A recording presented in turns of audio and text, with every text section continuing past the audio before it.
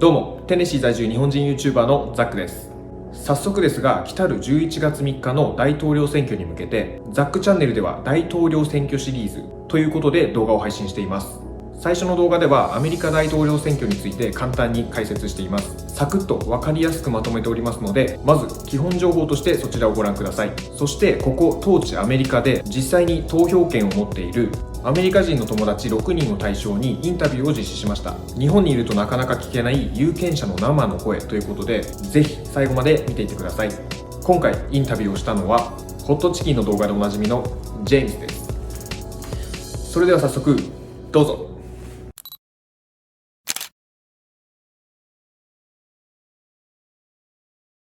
James, hello. Hi, Katsu. Everyone knows you. Yeah.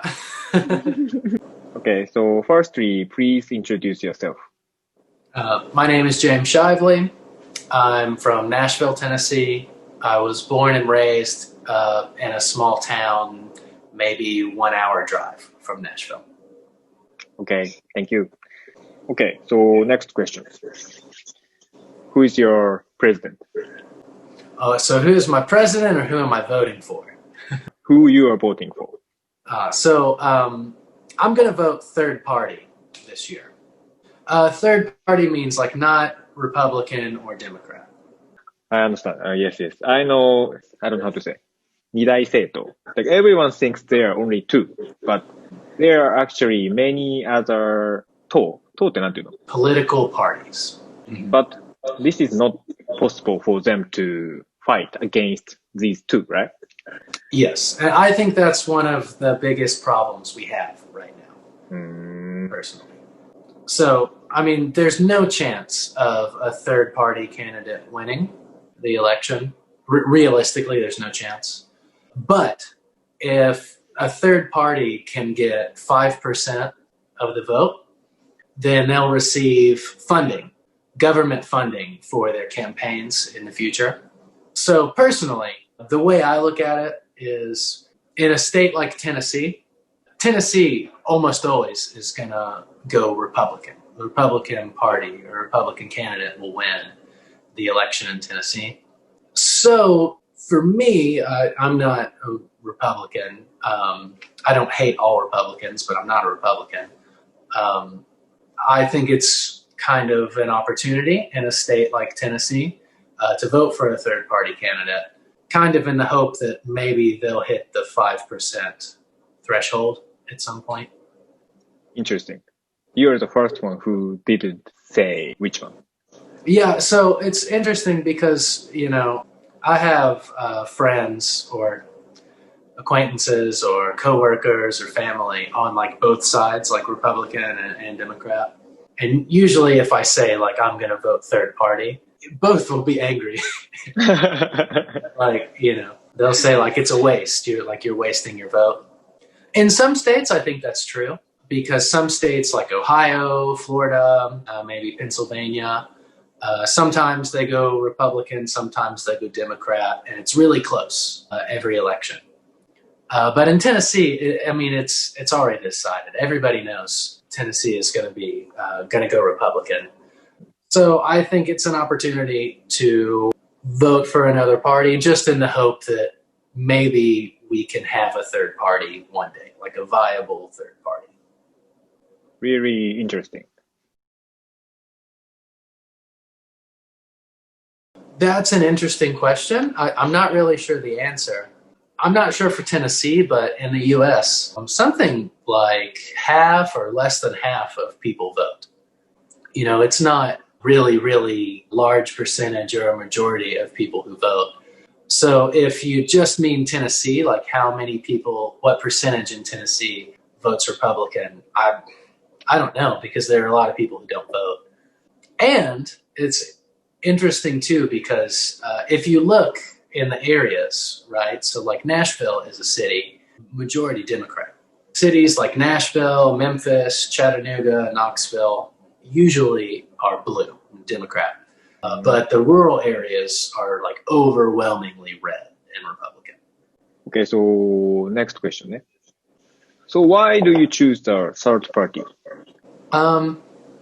I think I maybe spoke a little bit about this earlier. I would like to see a third or a fourth party become viable in the US. I think that only having two parties is kind of really bad for the country. We're seeing a lot of polarization. That's the word you hear a lot nowadays, which basically means, it's almost like most of the country is picking one side or the other. Maybe one side thinks the other side is evil and bad, or, vice versa.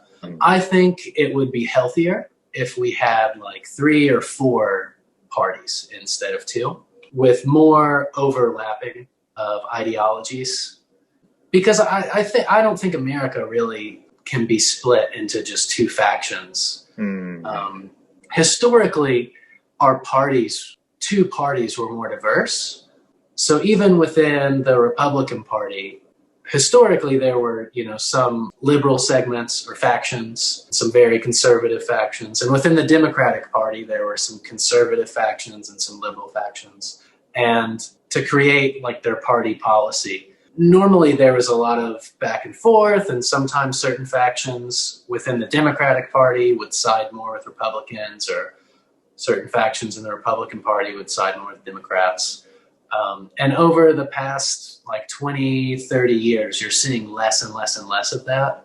And I think just overall that's bad for the country. I think we're seeing more of an escalation of tensions, I guess. I just think it would be better if we had bigger number of parties that kind of represented certain interests, and they had to find ways to work together to create policy, instead of just having 2 options and it was like, just constantly the 2 fighting. Okay, I understand. I probably think Biden will win. Yeah, but I guess it depends based on what polls you're looking at and everything. I normally trust website news company called 538. They basically take a lot of different polls and weight which ones generally are more accurate and which ones aren't, and make kind of an election forecast that way. I tend to have faith in them.